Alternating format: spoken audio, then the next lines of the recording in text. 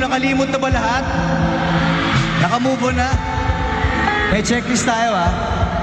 Pag ito nagawa nyo, talaga nakalimutan nyo na siya. Una, dapat wala na yung mga pictures nyo sa phone mo. Second,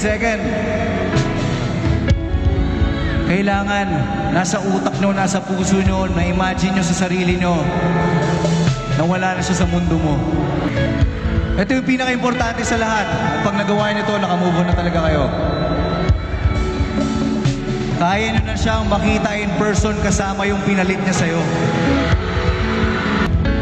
At pag nakita mo siya, makinig kayong lahat. Ito yung sasabihin mo sa kanya.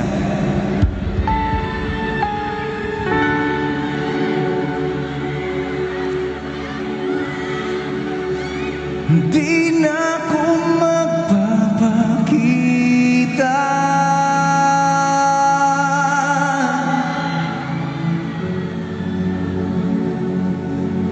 Dun ka na lang kung saan ka masaya.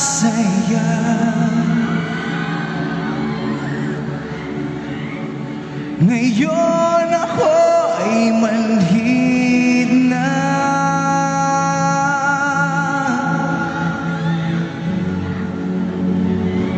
Hindi na parang pagbigyan